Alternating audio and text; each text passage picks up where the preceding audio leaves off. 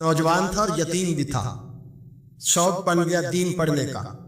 महल्लेदार इलाके वाले कहने लगे कहाँ से कमाएगा, ना बाप है ना माँ है ना घर है, कहाँ से। हजरत रूमी कहते हैं नौजवान ने जंगल में झोंपड़ी लगा ली। वहां वो सुबह मदरसे जाता, शाम को जंगल में रहता, वहां अल्लाह अल्लाह करता, सबक याद करता। एक दिन बादशाह की बेटी रास्ता भूल गई, जंगल में आई सहेलियों के साथ, बॉडीगार्ड भी साथ थे पर रास्ता भूल गई। खोती खोती शाम हो गई, ऐसी खोई कि जब रात गहरी हो गई तो आके उस नौजवान के पास रुकी और चिल्लाने लगी। शेर के दहाड़ने की आवाज आती है, भेड़िए के बोलने की आवाज आती है। नौजवान अकेला, सहेलियां बिछड़ गई, गार बिछड़ गए। कहने लगी मैं परेशान हूँ, मुझे जगह मिल जाएगी। नौजवान कहता मैंने शहजादी देखी और मुझे भी पता था कि घर एक ही है और आंख को अंदर से दरवाजा भी बंद करना पड़ता है, जंगल जानवर भी आ जाते हैं। कहते मेरी छोटी सी कुटिया में झोंपड़ी में वो आई, रो के कहने लगी सहारा कोई नहीं, अगर मैं पीछे निकलूंगी तो भेड़िए खा जाएगा। कहते मैंने उसे जगह दे दी। अकेली औरत, चिराग जल रहा है, सबक याद कर रहा हूं। मेरे नबी पाक ने फरमाया जहां मर्द औरत अकेले हो तीसरा शैतान होता है। और शहजादी, वो बच्चा कहता है सबक याद करता रहा सारी रात। वो बच्ची को कहा सो जा, पर वो कहती है नींद मुझे भी कहाँ आई। ऐसे मौकों पर नींद, सारी रात सबक याद करता। थोड़ी थोड़ी देर के बाद चिराग जलता तो उस पर उंगली रखता, हाथ जलता तो पीछे खींचने, फिर दूसरी उंगली रखता, थोड़ी देर के बाद जलता तो खींचने, हाथ सारा जल गया। सुबह किरणें चमकी तो कहने लगा चल निकल जा, दौड़ जा, बस बड़ा सबर का इम्तिहान हो गया, चली जा। शहजादी बाहर निकली, सिपाही ढूंढ रहे थे। बादशाह खुद जंगल में निकला हुआ था, मेरी बेटी मिल गई। बादशाह तन्हाई में जाके कहने लगा बेटा मैं दुनिया को बताऊंगा कि मेरी बेटी खोई नहीं थी, सिपाही साथ ही थे। ये बड़ा मुश्किल होता है, बेटी तो भूल के भी रात कहीं रह पड़े तो लोग जीने नहीं देते, तो बेटा मुश्किल हो जाएगा मेरे लिए। कहाँ थी? उसने कहा नेक नौजवान के पास। उसने कहा बेटा मैं तो तेरी बात मानूंगा पर दुनिया नहीं मानेगी। अगर उस नौजवान ने किसी को बता दिया कि तो उसके पास थी तो फिर लोग मेरा जीना मुहाल कर देंगे। बेटा मैं मर जाऊंगा, मेरी मजबूरी ये है कि वो कहीं राज ना उगल दे वो नौजवान, उसे कत्ल करना पड़ेगा। औरत ने मिन्नतें की, इस बेटी ने कहा मेरे मौसम को मारोगे, रोई। और वो कहने लगा मैं बादशाह हूँ, मेरा अपना वकार है, मैं उसको छोड़ नहीं सकता। गिरफ्तार कर लाए सिपाही। वक्त तय हो गया सजा का। अकेले कारकोशरी में रखा गया, जो उसके खास इतबार वाले थे उनकी ड्यूटी लगाई। बादशाह ने बुलाया, पाले बिलम आया। औरत कहने लगी, बेटी कहने लगी एक दफा तो बुलाओ ना, एक सवाल बात पर्दे में रह के पूछना है और फिर जो आपका जी चाहे। मेरे मौसम को मारना तो है तो मर्जी आपकी। सामने खड़ा किया, नौजवान पर्दे के पीछे, औरत खड़ी हो गई। बादशाह बीच बैठ गया। बीबी कहने लगी सारी रात बेदार मैं भी रही, सोया तू भी नहीं। वो जो तू चिराग के करीब हाथ लगा के जलाता था वो समझ नहीं आई। नौजवान रो पड़ा, कहने लगा क्या करूं, मैंने रसूलुल्लाह का दीन पढ़ा है। क्या करूं, मैंने हुजूर का दीन पढ़ा है।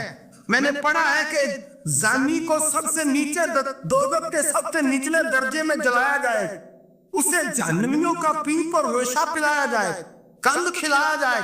ये रवायतें पड़ी हुई थी। थोड़ी थोड़ी देर के बाद शैतान मुझे कहता था बदकारी कर ले। मैं अपना हाथ, उसी वक्त जब शैतान मशवरा देता तो मैं आग पे करता। मैं कहता अगर ये बर्दाश्त हो गई तो वो भी हो जाएगी। जब हाथ जलता तो मैं समझ जाता नहीं तुझसे तो ये नहीं बर्दाश्त होती तो वो कैसे हो। फिर मुझे शैतान मशवरा देता कोई देख नहीं रहा, तू बुलाने नहीं गया, खुद आई, मैं दूसरी उंगली लगा देता। मैंने हाथ जलाया और मैं समझ गया जब छोटे से चिराग की इतनी सी शमा की आग नहीं बर्दाश्त होती तो दोज़ख कैसे बर्दाश्त होगी। कहते मैं बाज आया। बादशाह ने ये कहानी सुनी, लफ्ज सुने तो चीख मार के रोया। कहने लगा तालिब इल्म तू तो मेरे नबी का सच्चा गुलाम है और मेरे रसूल के जो सच्चे गुलाम होते हैं उन्हें फांसियां नहीं दी जाती, उन्हें तख्त पर बिठाया जाता है। अब तुझे सजा नहीं होगी बल्कि मैं अपनी बेटी का निकाह तेरे साथ करूंगा और मेरे बाद इस सल्तनत का बादशाह भी तू ही बनेगा। अब वो नौजवान वहां नारे लगा रहा है, कहता लोगों तुम मुझे कहते थे दीन से क्या मिलता है, दीन से तो अल्लाह पख्त व ताज भी अता फरमा देता। अगर नौजवान शर्म हया वाले बन के रहे अल्लाह सारी इज्जतें दे देगा। देखे ना अल्लाह के फजल से इज्जत मिलती है और जब कोई इज्जतदारों जैसा काम ही ना करे। एक बात और अर्ज करनी है पर वक्त थोड़ा रह गया। जवानों मैं ना जब कभी परेशान होता हूं ना तो मैं ये वाली बात खोल के पढ़ता हूं वाला, ये बात ढारस बंधाती है। ढारस توانائی دیتی ہے, پورا مضمون باندھا ہے. اعلیٰ حضرت کہتے ہیں بہروپیہ تھا, مداری, روپ بدل بدل کے دکھایا کرتا تھا, بادشاہوں سے انعام لیتا تھا. ایک دن اورنگزیب عالمگیر کے پاس آ گیا, کہنے لگا میں روپ بدلوں گا, اگر آپ پہچان نہ سکے تو میں انعام لوں گا. آپ نے فرمایا میں کوئی ایسے ویسا بادشاہ نہیں. کہا مجھے دھوکہ دینا مشکل ہے. کہا نہیں میں روپ بدلوں گا. حضرت اورنگزیب عالمگیر بڑے نیک بادشاہ گزرے, بڑے پرہیزگار. وہ بہروپیہ کہنے لگا میں روپ بدلوں گا, آپ نہیں پہچان سکیں گے. فرمایا چل جتنا تیرے اندر زور ہے لگا لے. حضرت نے اعلان کیا کہ میں نے فوجی بھرتی کر دے, 2 ماہ کے بعد ٹیسٹ ہوگا. وہ 2 مہینے دوڑتا رہا, رنگ روپ بناتا رہا, آیا ٹیسٹ دینے. 2-3 سپاہیوں کا امتحان لیا, اس کی باری آئی تو 10 روپے دیے. کہنے لگے تیرے آنے جانے کا کرایہ میں نے تجھے پہچان لیا ہے. کچھ دنوں کے بعد جانے لگے سفر پر, تو بھکاری آ گئے خیرات مانگنے. اس نے بھی سارے منہ پر سیاہی مال لی, کپڑے پھاڑ لیے, سر کے بال مڈا لیے, پگے تک کٹا لی, بدرنگ ہو کے آیا. کس آگے کیا تو حضرت نے 10 روپے ڈالے. کہنے لگے تیرے آنے جانے کا کرایہ میں نے پہچان لیا ہے. کچھ دن گزرے تو ٹیچر کی ضرورت تھی. اس نے منہ سے بڑی کر لی, داڑھی نکلی لگا لی, سر پہ جنا کیپ پہن لی, ایک شیروانی لے لی اور ہاتھ میں چھڑی پکڑ کے آیا. کہنے لگا میں استاد ہوں, 2-4 بندوں کا امتحان لیا, اس کی باری آئی تو 5 روپے دیے, 10 روپے دیے. کا تیرا کرایہ میں نے پہچان لیا. 2 سال گزر گئے. وہ جب بھی آتا حضرت پہچان لیتے. ایک دن سفر پہ جا رہے تھے, بہت بڑا لشکر تھا, جہاد کرنے جا رہے تھے اورنگزیب عالمگیر. تو دیکھا ایک پہاڑی ہے, پہاڑی پہ لوگ جا بھی رہے ہیں آ بھی رہے. اورنگزیب عالمگیر پوچھتے رہتے یہاں کیا ہے. کہنے لگے بابا جی بیٹھے ہیں دعا کرتے ہیں, اللہ کے نیک بندے ہیں. اورنگزیب کہنے لگے یار پرانے لوگ سارے ہی اللہ والوں کو مانتے ہیں, یہ بھی مصیبت آئی ہے جتنی نہیں آئی ہے, سارے لوگ ہی مانتے ہیں. کہنے لگے ذرا میں دعا نہ کراؤں, بچے کام جا رہا ہوں. اورنگزیب بادشاہ تھے, بادشاہ لوگ نازک مزاج ہوتے ہیں. گھوڑے سے اترے, بڑی مشکل سے پہاڑی پہ چڑھے, اوپر گئے تو لائن لگی ہے, بابا جی غار میں بیٹھے. کہنے لگے میں نے ملنا, میں اورنگزیب ہوں. انہوں نے کہا ہمارا بابا اس طرح کا پیر نہیں کہ امیر آئے تو رنگ اور ہو, غریب آئے تو اور ہو. یہاں اگر ملنا ہے تو لائن میں لگ جاؤ, سب ایک جیسے. اب لائن میں کھڑے ہو گئے, 50 آدمی آگے تھے. کہتے 51واں نمبر تھا. تھک گیا دھوپ میں کھڑا کھڑا. جب میں پہنچا غار کے دہانے تو میں نے بابا جی کے چہرے پہ نظر ڈالی تو بڑا نورانی چہرہ, بڑی خوبصورت لب و لہجہ. میں نے کہا میرے جیسا آدمی بھی پگڑی باندھ لے تو اچھا لگنے لگ جاتا ہے, بڑا خوبصورت انداز. کہتے ہو میں ان کے پاس اتحیات کی حالت میں بیٹھ گیا. میں نے کہا حضور میں جا رہا ہوں جہاد کرنے, دعا کرنا. بزرگوں نے ہاتھ اٹھائے, اللہ اس کی مدد فرما, دین کو غلبہ عطا فرما, اسے دین کا سچا پکا سپاہی بنا. پھر تھپکی دی, 2-4 نصیحتیں نکال ڈالی. دیکھنا ظلم نہ کرنا, زیادتی نہ کرنا, جب تو جیت کھر نہ کرنا, غرور نہ کرنا. نصیحتیں بھی کر دی. کہتے ہیں اب جب میں اٹھا تو 2-4 دینار بطور نذرانہ مسلح کے نیچے رکھے, اور الٹے قدم جب میں غار سے اترا انہوں نے رومال جاڑا اٹھ کے کھڑے ہو گئے. کہنے لگے آج نہیں تو نے پہچانا, آج نہیں تو نے پہچانا, میرا انعام بنتا ہے, آج نہیں پہچانا, لا پیسے. اورنگزیب کہنے لگا یار تو نے حد کر دی, کہاں چڑھا کہاں کھڑا رہا, دھوپ میں تھک گیا. کمال کر دی بھائی تو نے, بتا تو کیا لے گا. آپ کو جلدی بتا, کتنے لوگ پیچھے دھوپ میں کھڑے ہیں, لشکر سارا کھڑا ہے, کیا لے گا. اس نے کہا سب سے قیمتی ہیرے وہ ہے جو تیرے سر کے تاج میں لگے ہوئے, مجھے تیرا تاج چاہیے. او بھائیو سننا اور یاد رکھنا, میرے اعلیٰ حضرت کہتے ہیں بادشاہ نے سر کے اوپر سے تاج اتارا, بہروپیے کے قدموں میں رکھا اور کہنے لگے یہ لے, اور یہ تو تیرا مانگنے پر میں نے دیا ہے نا, میں واپس آتا ہوں تو آنا, میں اپنی مرضی سے بھی تجھے دوں گا. تو نے اورنگزیب جیسے بندے کو دھوکہ دیا, آنا میں اس وقت بھی دوں گا. وہ دیکھ کر بس بات ختم ہو گئی, حق ہو گئی. دیکھ کر کہتے ہیں جب میں پلٹا نا واپس, بہروپیے نے آواز دی بادشاہ ٹھہر جا. تو میں نے پلٹ کے دیکھا تو کہنے لگے یہ اپنا تاج لے جا, اٹھا اور لے جا. میں نے کہا 2 سال بیت گئے تجھے محنت کرتے, آج قابو آیا تو لے جاؤ. کہنے لگا لے جا, مسئلہ سمجھ میں آ گیا. میں نے کہا مجھے بھی تو سمجھانا. کہتے ہیں وہ پھوٹ پھوٹ کے رویا, اس کی آنکھیں برس پڑی, سیلاب کی طرح آنسو بہہ نکلے, تڑپا اور رو کے کہنے لگا بادشاہ میں نے جھوٹ موٹ رسول اللہ کی غلامی اختیار کی تھی, جھوٹ موٹ کی داڑھی, جھوٹ موٹ کی پگڑی, جھوٹ موٹ کا فقر, میں نے جھوٹ موٹ نبی پاک کا لباس پہنا ہے, تو تیرے جیسے بادشاہوں کے تاج میرے قدموں میں آ گئے ہیں. اگر میں سچ مچ رسول اللہ کا غلام بنوں گا تو اللہ کیا کچھ عطا فرمائے، اللہ کتنی نعمتوں سے نوازے۔ میرے اعلیٰ کیا فرماتے ہیں؟ اعلیٰ حضرت فرماتے ہیں فرشتے بھی کرتے ہیں تعظیم میری۔ کون جی؟ اللہ ایسا عقیدہ بھی کم ملے گا جو بریلی کے امام کا عقیدہ ہے، ایسا بھی کم، کہتے ہیں فرشتے بھی کرتے ہیں تعظیم میری۔ کیوں؟ فرمانے لگے فدا ہو کے ان پر یہ عزت ملی۔ بغداد کے ایک درویش عالم تھے، تو وہ جب بھی نماز پڑھاتے نا تو کسی تاجر کی 2 بیویوں کے بارے میں دعا مانگتے۔ توجہ ہے میری بات پر؟ نماز پڑھاتے تو کہتے ہیں اللہ اس تاجر کی 2 بیویوں کو اپنی خاص رحمتیں عطا فرما۔ ایک دن لوگ ان کے گھر اکٹھے ہو گئے، کہنے لگے بابا جی بتائیں تو صحیح وہ بیویاں کون تھی جن کے لیے آپ دعا مانگتے؟ تو فرمانے لگے میرے شہر کا ایک تاجر تھا، بہت بڑا تاجر تھا، مالدار تھا پر بے اولاد تھا۔ اسے بغداد سے ملک کے شام جانا پڑتا تھا تجارت کرنے، اور کئی کئی مہینے اسے شام کے ملک میں رہنا پڑتا تھا۔ اس نے اس طرح کیا کہ وہاں بھی ایک شادی کر لی۔ تو جو ہے نا میری بات پر، کیا کر لیا اس نے؟ دوسری شادی کرنا مرد کے لیے جائز ہے، تیسری کرنا بھی، چوتھی کرنا بھی بھیا کا وقت، مگر اگر انصاف کر سکے تو۔ اگر چاروں میں ہم نہ آدھا مسئلہ سنتے ہیں اور آدھا ہی بیان کرتے ہیں، اگر انصاف نہ کر سکے پھر اس کے لیے 4 جائز، پھر وہ ایک ہی رکھے گا۔ تو عزیز دوست دوسرا نکاح کر لیا، شادی ہو گئی، اب وہ وہاں کچھ زیادہ وقت گزارنے لگا، مالدار آدمی تھا، بیوی کو مکان بھی لے کے دے دیا۔ اب وہ جب دیر سے آتا واپس، اور جب آتا بھی تو اس کے وہ والے انداز نہ ہوتے جو پہلے ہوا کرتے تھے۔ اب بیوی سے بڑا جاسوس بھی کوئی نہیں ہوتا، اس کو تو پہلے ہی پتہ چل جاتا ہے کہ ماجرا کیا ہے، اسے بڑی خبر ہوتی ہے۔ تو اس نے محسوس کر لیا کہ بدلے بدلے سے میری سرکار نظر آتے۔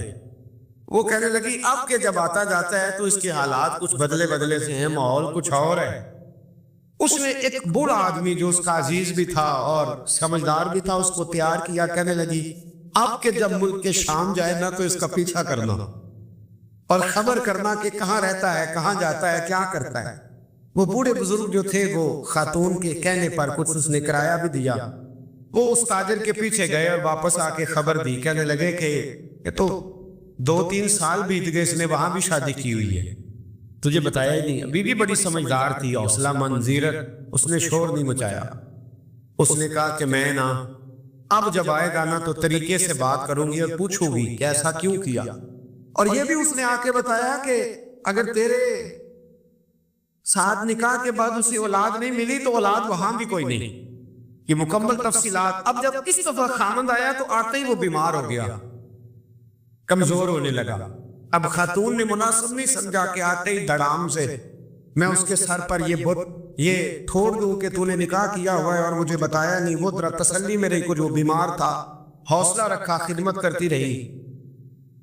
کچھ دن گزرے تو وہ تاجر انتقال کر گیا، فوت ہو گیا۔ اب راز کھول نہ سکا، عدت گزاری، اور جب سارا مال جمع کیا نا تو اشرفیوں کی بوریاں بڑھ گئی۔ سارا مال اس بی بی کا، 4 بوریوں میں اشرفیاں، 4۔ یہاں تو پیٹ کا دوزخ ہے، معاذ اللہ بھرتا ہی نہیں۔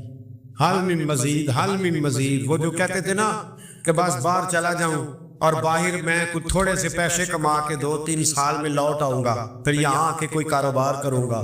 وہ گئے ہیں تو واپس نہیں آئے۔ وہ جو کہتے تھے نا بس میں نے اتنا سا کاروبار کرنا ہے کہ مکان بن جائے، انہوں نے 4 مکان بھی بنا لیے ہیں، لیکن بریک حل من مزید کی دوڑ ہے۔ اب 4 بوریاں اس عورت نے چھپائے رکھی، کوئی بندہ نہیں جانتا بغداد میں کہ ملک کے شام میں تاجر کی دوسری بیوی بھی ہے۔ جب وہ فارغ ہوئی تو اس نے اس بوڑھے جاسوس کو پھر بلایا اور 2 بوریاں اونٹ پہ رکھی، خود بھی ساتھ بیٹھی اور ملک کے شام گئی۔ اللہ اکبر۔ وہ بزرگ کہتے ہیں میں ایسے نہیں دعا کرتا، اس کو جا کے کہنے لگی میں اکیلی وارث نہیں ہوں، آدھے کی وارث تو بھی ہے، میں اکیلی وارث نہیں، یہ تقسیم وراثت ہے، آدھی کی وارث تو بھی ہے، تو رکھ اپنے پیسے، مجھے پتا اس نے نکاح کیا تھا پر مجھے بتایا نہیں تھا، تو رکھ اپنے پیسے، میں تجھے دے رہی ہوں، آدھے تیرے ہیں آدھے میرے ہیں۔ اس نے نظر اٹھائی تو رو پڑی، کہنے لگی نہیں اب یہ سارے تیرے ہی ہیں۔ اگر تو اللہ سے ڈرتی ہے تو میں بھی رب سے ڈرتی ہوں، اگر تو مصطفیٰ کریم کا کلمہ پڑھتی ہے تو میں بھی اسی نبی کی ماننے والی ہوں۔ کہا بات کیا ہے، میرا کیوں ہے سارا؟ تو وہ خاتون کہنے لگی وہ 2 سال 3 سال سے میرے ساتھ نکاح تھا، اور اس نے بتایا تھا مجھے کہ میری بیوی بھی ہے، اور میں غریب تھی تو میرے والدین کو بھی بتایا تھا کہ میری دوسری شادی ہے، یہ مکان اس نے مجھے لے کے دیا تھا، میرے تمام اخراجات وہ پورے کرتا تھا، نان و نفقہ کا خیال رکھتا تھا، لیکن اب کہ جب وہ آیا تو وہ بیمار تھا۔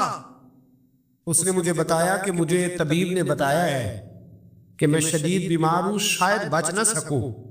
تو کہنے لگی وہ مجھے کئی لاکھ روپے بھی دے گیا، اور جاتے دفعہ مجھے طلاق بھی دے گیا، فارغ کر گیا۔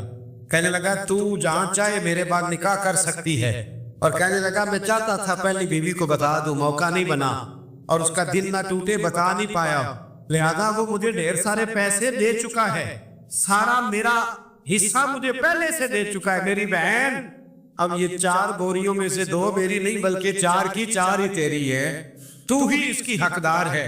تو بزرگ کہتے ہیں مجھے بتاؤ جن کے اندر اس قسم کے تقوی کی جھلک ہو ان کے لیے ہر نماز کے بعد دعا مانگنی چاہیے کہ نہیں مانگنی چاہیے؟